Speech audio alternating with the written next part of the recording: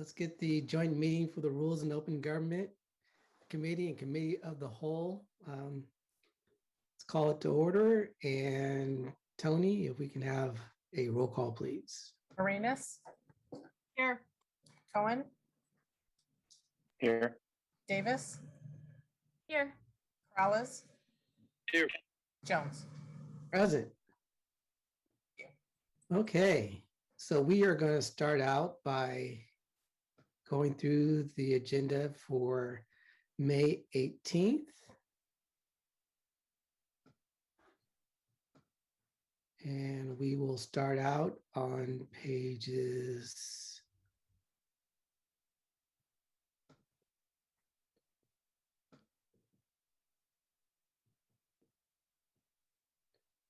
4 and 5.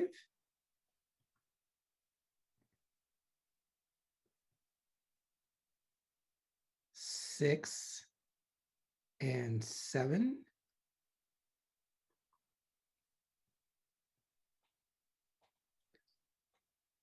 Eight and 9.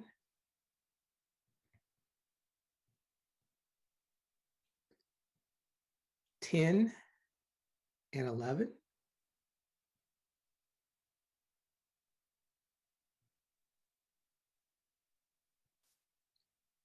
12 and 13.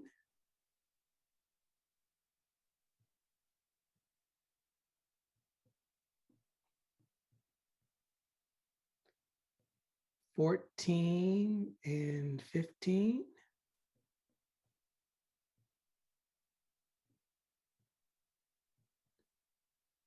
16 and 17.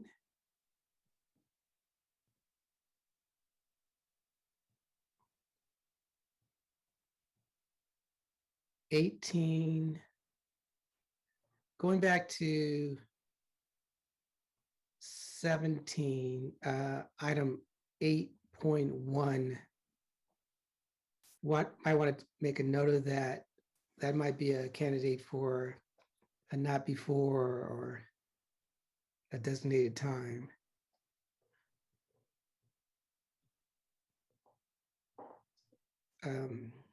Did 17, 18, and 19. And that is it. I'm going to go to the public comments, and I don't see any public comments, so I'm bringing it back to, spoke too soon. The person with the number ending 6910. Go ahead.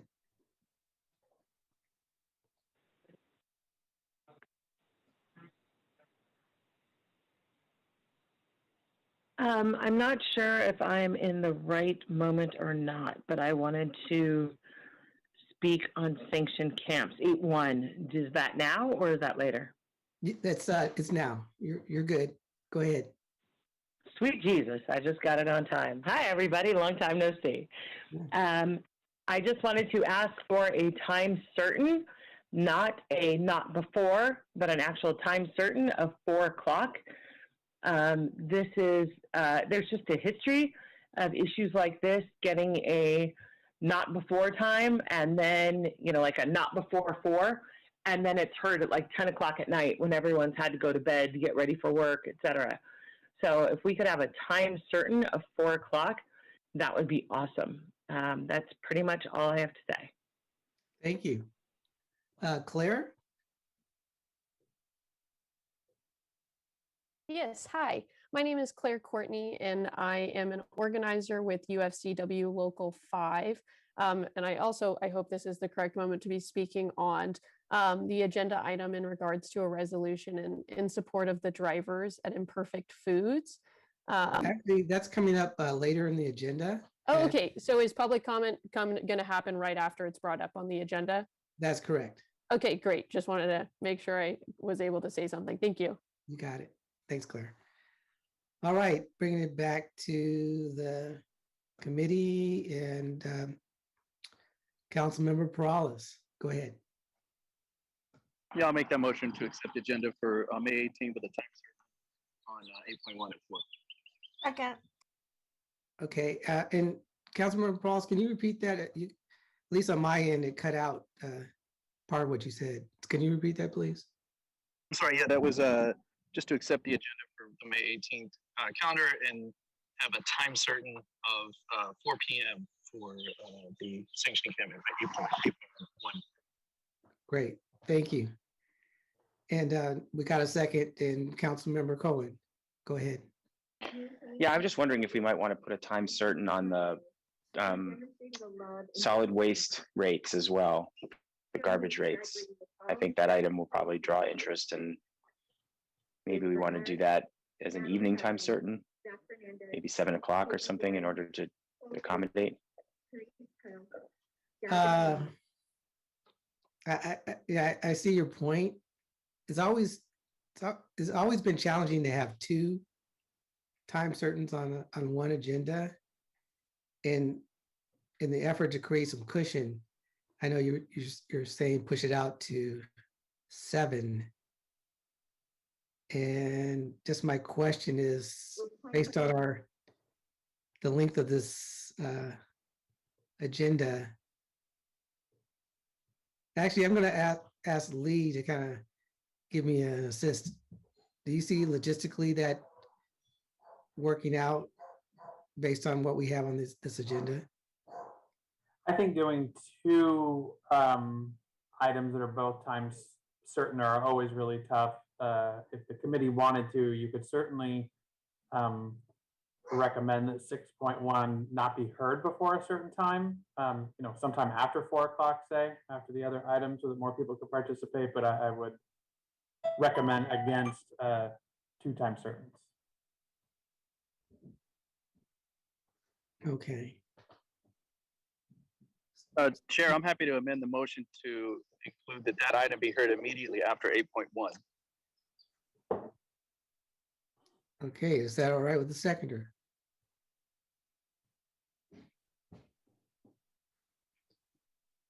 Who got the second on that one? Tony, Oh, I did. I was the second. okay. Is that okay? Yes, sir. All right, awesome. All right, so it's been moved, second, modified, and approved. So Tony, let's vote.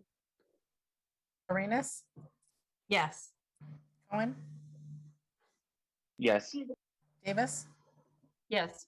Peralez, Yes. Jones. Yes. Thank you. Okay.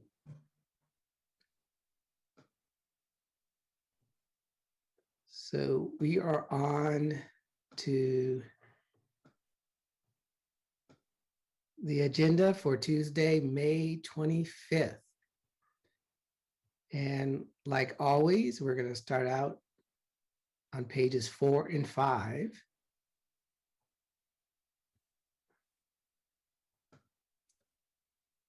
Pages 6 and 7.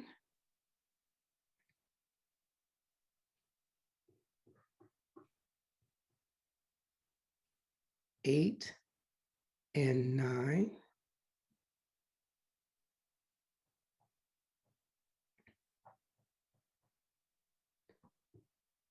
Ten and 11.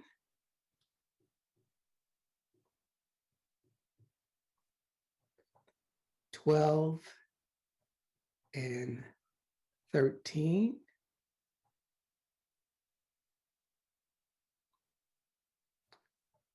14 and 15.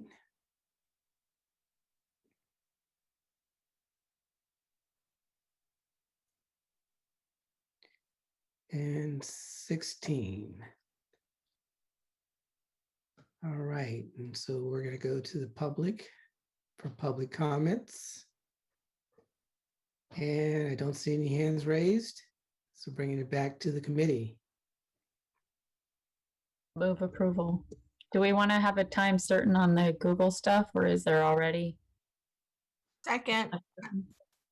Okay, it's been moved second, and there was a question on time certain for Google and obviously it's going to be a very active topic that's going to get a lot of It's community. light otherwise, though, so that's why I'm wondering if, I mean, I'm sure staff did that on purpose. So do we want to say not before 3? I mean, I don't even know if we have enough to go that far. Lee, do you have? I think you have enough until 3 o'clock. We don't have a 3.1 plan, and some of the other ones on the agenda are quite technical, but I believe you have enough to make it to 3 o'clock, yes. Okay, well then if the maker of the motion wants to make that item not before 3. You also have another shot at this next week too, to see Yeah, that's good. That's what an else excellent comes point. through as well, if you wanted to wait a week. No, that's an excellent point. That would be my, Yeah, let's do that. okay. So we have a motion and a second. Tony, roll call. Arenas? Yes. Cohen? Aye. Davis? Yes. Morales? Yes. Jones? Yes, Thank you. thank you. Okay. On to the public record, and I see we have a hand raised from the public, a couple of hands. First one is the number that ends in 6910. I was tardy with Google. I'll nag you next week. Thanks, bye. I'm Thank you. spoiling you guys by being so short. Thank you. All right, 4963.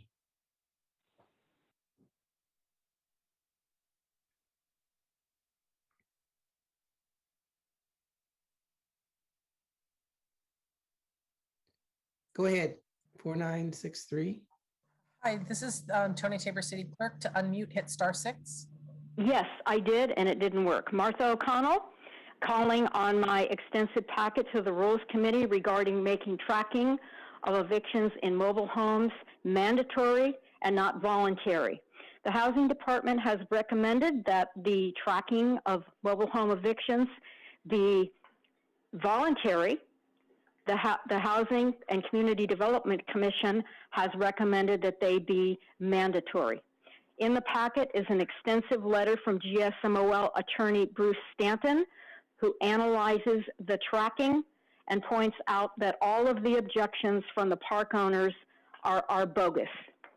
I'd also like to say to you that I was selected to be one of the interviewees for the Top Cities project. The two cities are Minneapolis and San Jose, and members of the community were interviewed on the, quote, looming eviction cliff, unquote, and I was asked how many evictions were going to take place in mobile home parks.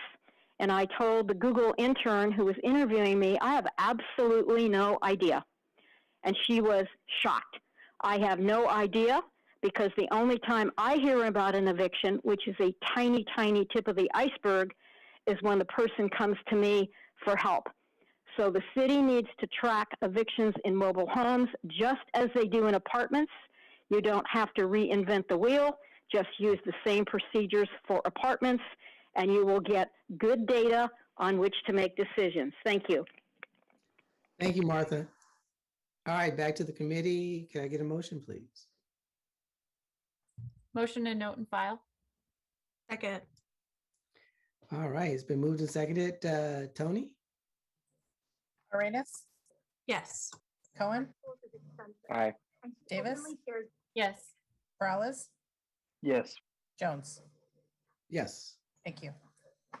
Okay, on to the consent calendar.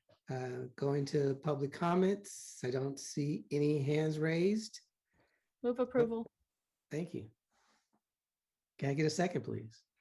Second. All right. Tony? Arenas? Yes. Cohen? Cohen? Yes. Thank you. Davis? Yes. Morales?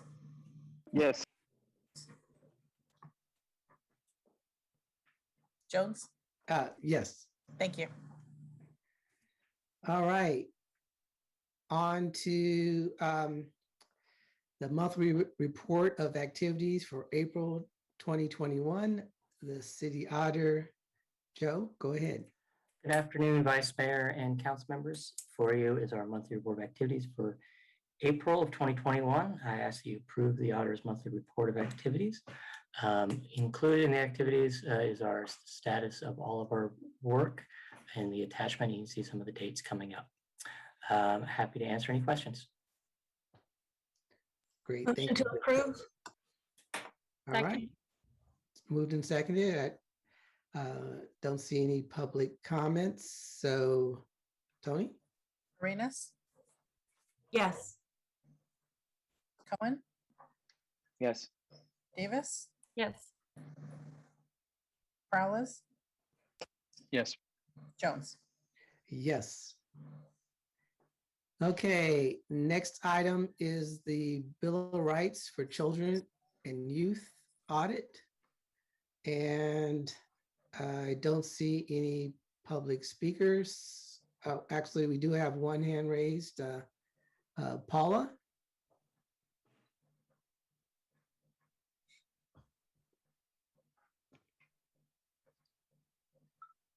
Hello, Council. Hope you're doing well. My name is Paula Escobar, and I'm currently a high school junior here in Eastside San Jose at Evergreen Valley High School.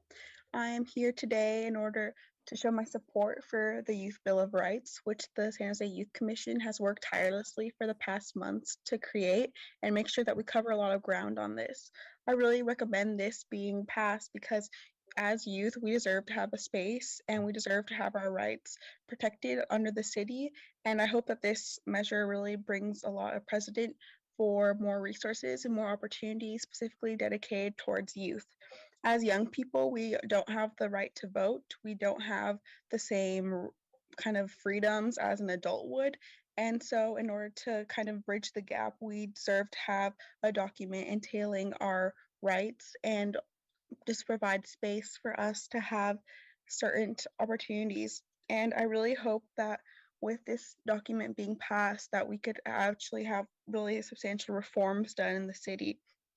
In addition to this, we cover a lot of grounds in this Youth Bill of Rights, covering topics such as food insecurity and the need for youth housing.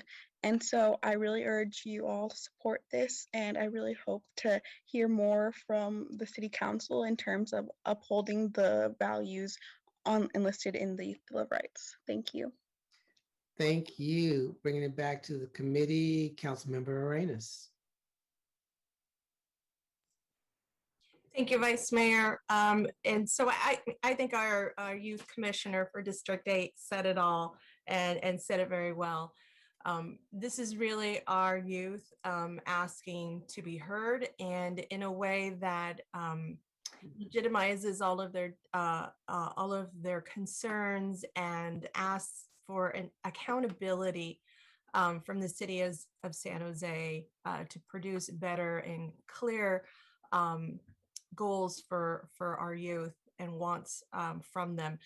As you heard me talk about the Bill of Rights for Children and Youth last week, this is something that was approved in 2010, so it's not new to the city of San Jose, although what we're asking for that is new is for us to figure out how is the city doing in terms of metrics. We don't have any metrics to measure how we're doing. And so there is an annual report card, if you will, that's produced by Kids in Common. Many of you have seen it if you participate in this, the Mayor's Gang Task Force Policy Committee, and you've seen how our children have fared in this last year, how they've fared for years before. And so part of that report card allows us to understand some of the gaps that are missing. What are we doing well, and what do we need to do or improve in order to meet that gap? And many times in that report card, there's a factor that relates to ethnicity and race. And so we also need to take that into account in order to better serve our children. So what I'm asking for is an audit that reviews our adherence to the Bill of Rights and really has a clear review of what we're doing that implements that, and through that audit that we would bring some recommendations that would help further adhere to the Bill of Rights. It also would help us incorporate some of what Kids in Common is doing every year in their report card. And I would say that they're a great resource for our auditor to tap into to incorporate feedback from them as well. Since they have been doing this for the whole county, not just for one city, they have been providing a report card for the whole county in terms of how our children are faring. But I think we need to slice that up a little bit more and see how our youth in San Jose are doing and how they're faring. And so I hope that we can get this approved. I think you might have seen from Dana Bunnett, who is the CEO of Kids in Common, and submitted a support letter, as well as Opportunity Youth Partnership. And they have submitted a letter. And I just want to read a portion of this because I think it describes very well in terms of the concerns of not having a system that responds to the Bill of Rights.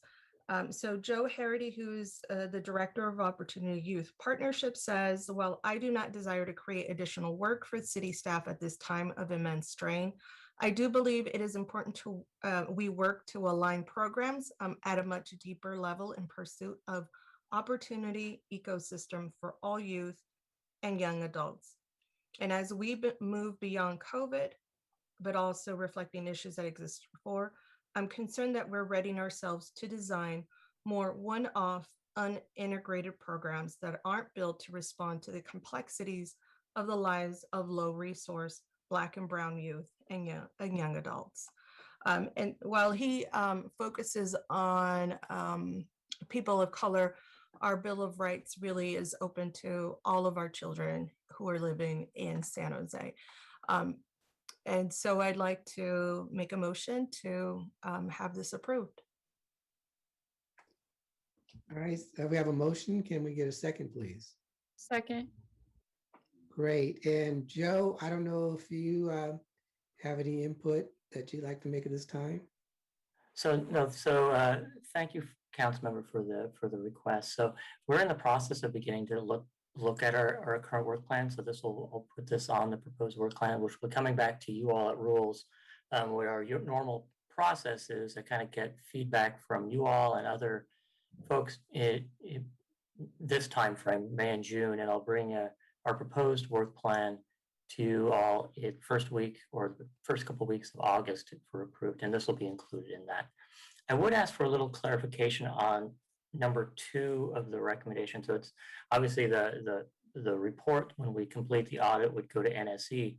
And the question about the annual report on its implementation, I'm assuming that that second part, the annual report, is the administration. I just want to make sure that that is clear in the motion, because that's not necessarily our role to report out on an annual basis. So just want to make clear that's part of the motion, so it's clear. Yes, and thank you, Joe. Yes, this is for administration, and this is for the follow-up to that. Thank you. Okay. Great. Thank you. So we have a motion and a second. Tony? Arenas, Yes. Cohen, Aye. Davis, Yes. Peralez, Yes. Jones. Yes. Okay, on to the next item, the hybrid public meetings. And I'm going to go to the public first, and I don't see any hands raised. So before I bring it back to the committee, I wanted to ask Tony to provide her assessment of this memo and get her feedback. Hey, Tony? I've already been working with, this is a multi-department response and we've already been working on it for the past couple of months. Public Works, IT, PRNS may need to get involved when we look at moving outside of council chambers and into community centers and libraries. But this is something we've already been working on. We plan to have a response for the council in June. We had a meeting on Monday about it. There are technology limitations right now. Speaking with one of the public works people, like going back into the council chambers right now is not feasible. We need to return to the committee rooms. But we're just working on getting us back into the hybrid mode for August. Unanticipated costs, we're still looking at, like interpreters. We may need to get 4 interpreters per language, 2 for Zoom, 2 for in person. Those are things that we're still working out. So I appreciate having this list. We're going through it, and we're prepared to have a response in June. Great. Thank you, Tony. So I'm going to bring it back to the committee, but before Councilmember Perales, before you go, I know that Councilmember Mahan wanted to speak to this, and I see Mason has his hand raised. Is you're representing the council office, so Mason, go ahead and go ahead. Great, thank you, Honorable Vice Mayor and council members for the time. Unfortunately, Councilmember Mahan has a scheduling conflict, so he sends his best wishes. Wanted me to speak on his behalf. I'm his legislative director.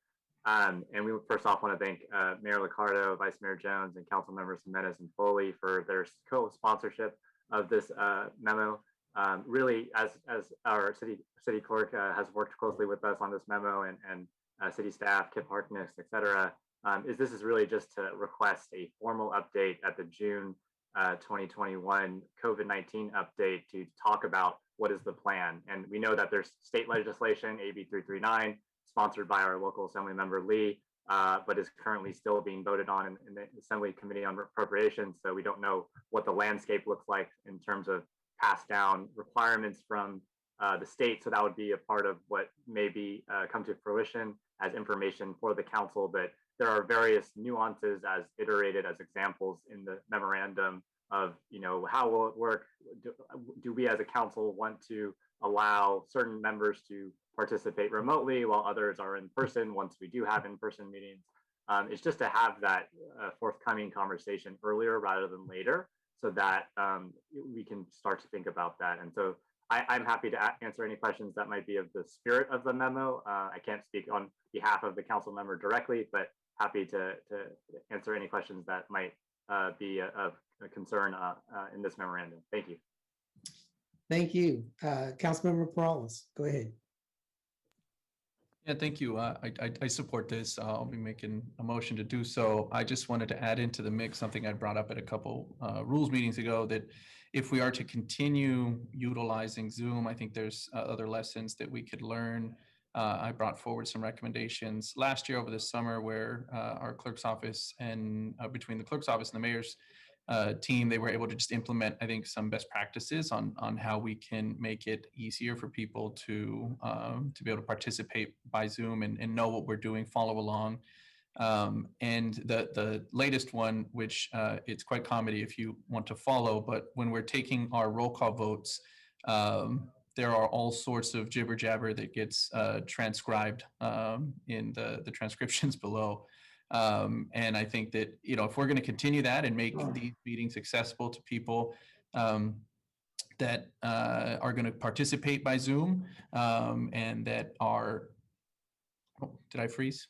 My computer went out for a second. Okay. No. My computer blacked out for a second, but it's back. So if we're going to continue to participate in this way and especially utilize the transcriptions, I think we should consider how we do so in a way that makes it where people can actually understand what it is that we're doing, especially on one of the most important parts of each item, which is the vote. And right now it's near impossible to be able to comprehend what it is that we're doing when it comes to a vote, or even who is voting. So that was it. If we can add that into that mix of this conversation, I'll make a motion to approve this item moving forward. Second. And Councilmember Rawls, just one clarification. When I'm speaking and you see jibber jabber, that's actually what I'm saying. So I just want to just clarify that. Anyway, so we have a motion and a second, and Councilmember Arenas. I'm sorry, still laughing at the jibber jabber.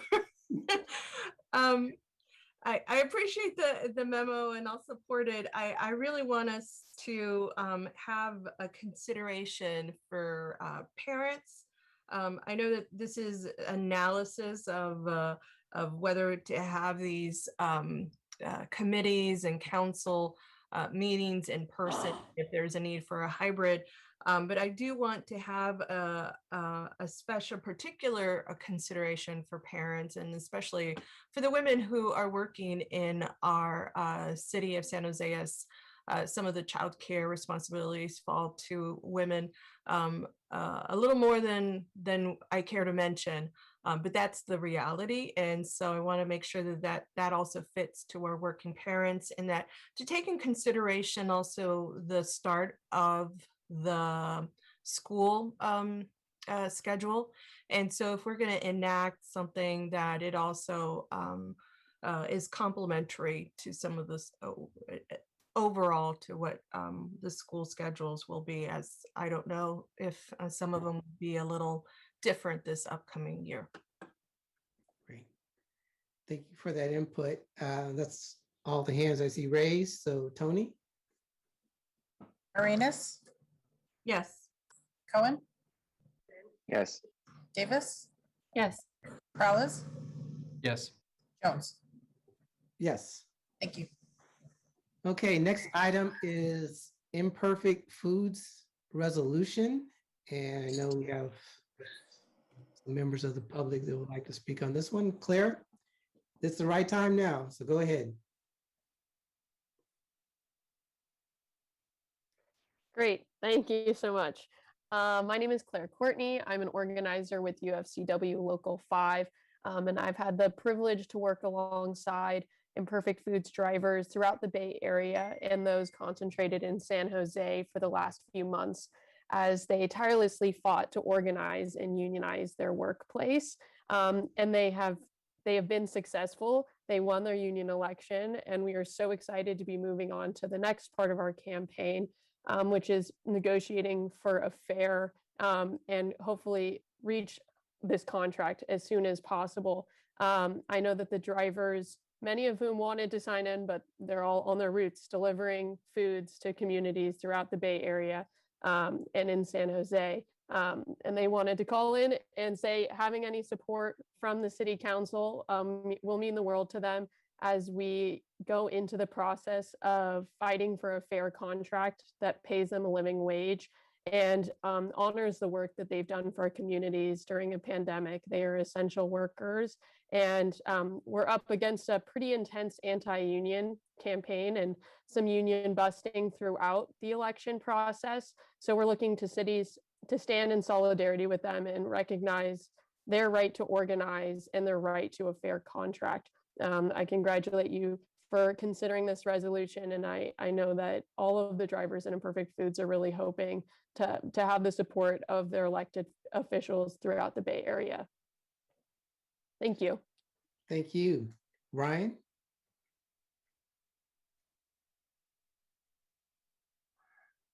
Hi, yes, my name is Ryan McGilly. I'm also an organizer with UFCW Local 5. I worked alongside Claire during the organizing campaign for the Imperfect Food drivers. And I just, I want to, kind of reiterate what Claire had said. During our campaign, the drivers really vocalized how they were being fed a lot of lip service about being essential workers and providing all this care and services to the community during the pandemic, while the company was cutting their hours and giving false promises of potential raises in the future or potential bonuses in the future.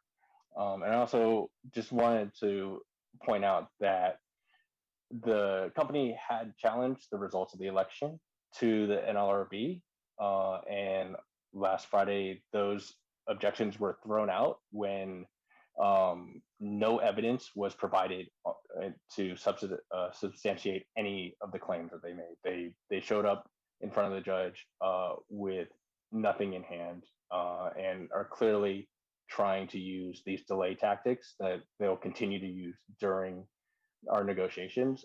So the support of the city council will do wonders to just incentivize the company to come to the table and negotiate in good faith with us. Thank you. Thank you. John?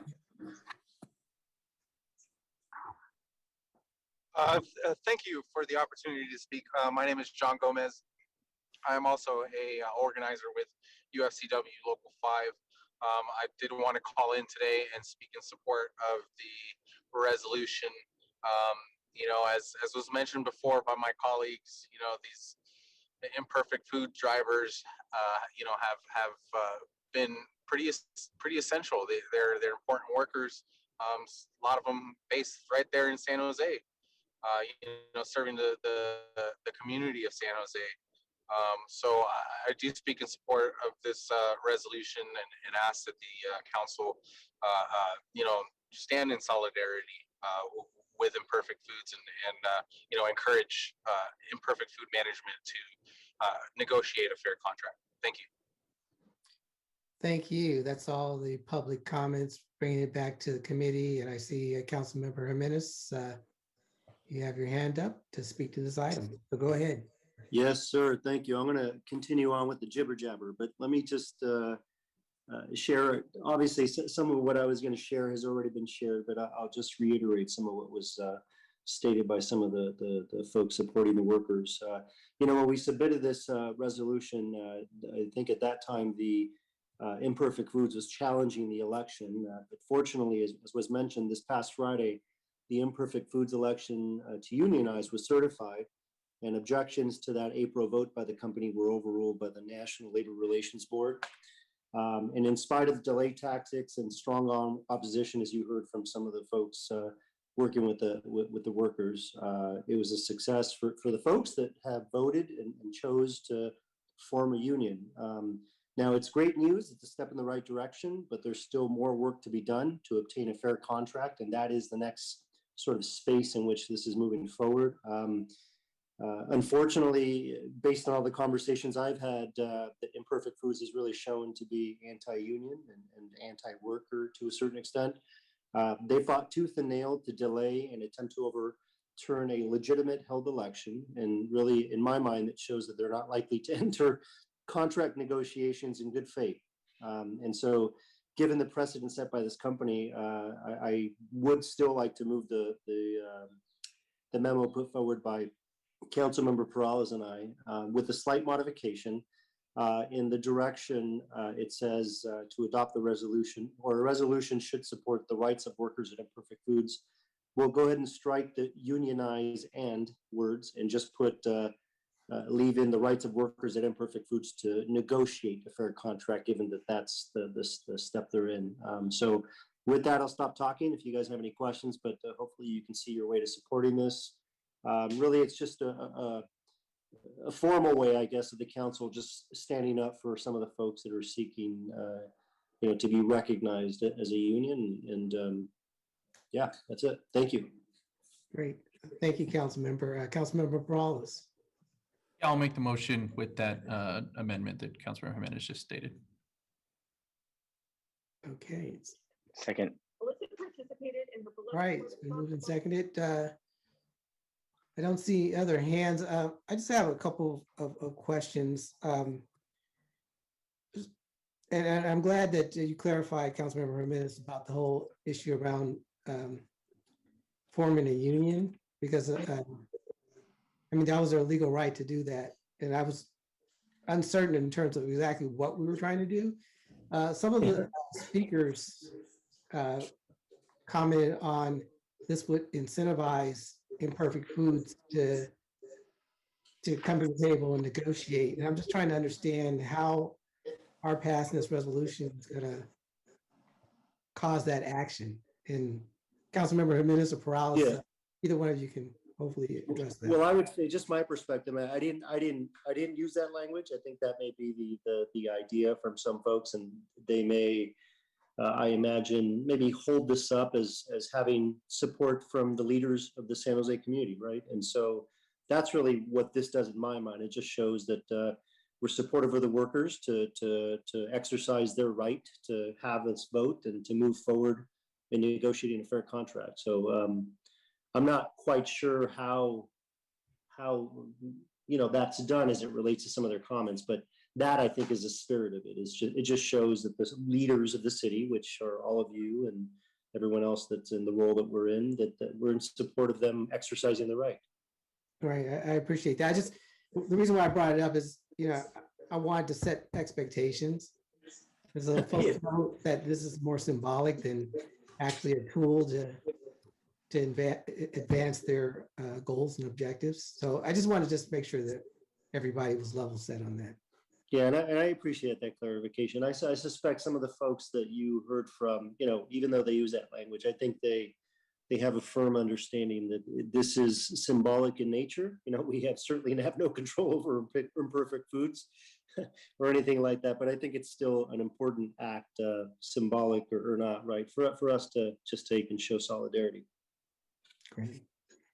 All right, thank you. It's been moved and seconded. I see no other hands. So Tony? Arenas? Yes. Cohen? Aye. Davis? Yeah. Peralez? Yes. Jones? Yes. Thank you. Okay, on to an update to the January to June 2021 Neighborhood Services and Education Committee Work Plan. I'm going to go to the public first to see if I have any public comments, and I don't see any, so bringing it back to the committee. I'll move to update the NSC work plan. All right. All right, we have a motion and a second. Tony? Arenas? Yes. Cohen? Aye. Davis? Yes. Peralez? Yes. Jones? Yes. Thank you. Okay, last item is open forum. I'm looking to see if we have any members of the public, and we have one hand raised, number ending in 4963. Yeah, hi, Martha O'Connell. I tried to speak on G4, but it didn't work, so I had to call back in. Anyway, I'm talking about the letter from Mahan et al., and there was a interesting question about, is the public interest served by allowing members of commissions to also participate remotely under certain circumstances? And I think the answer to that is a resounding yes. And the reason for that is because if a commissioner is autoimmune compromised or is a primary caregiver for someone who is, it is extremely dangerous for them to be going back right now. It is not secure yet. It is not safe. And the Mercury News had an article on May 9th of this year. I hope you all saw it. Aging Ill Call Herd Immunity Essential.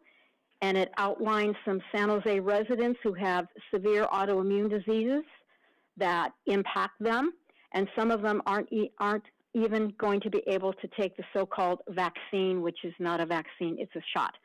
So I encourage you strongly to let commissioners with medical needs attend remotely so that the disabled are represented on these commissions. Otherwise, there is a whole bunch of people who are not going to be able to continue serving their community. Thank you. Thank you. And Lee, I see you have your hand raised. Yes, Agenda Services let me know that we actually skipped over the consent agenda. So we need to go back and vote on that. I moved it. Yeah, we voted on it. All right, then I stand corrected. It was really fast. Yeah, like the Flash. But thanks for keeping me honest though, Lee. I'm not above skipping it though. So thank you. All right, and so we have no more public comments. This meeting is adjourned.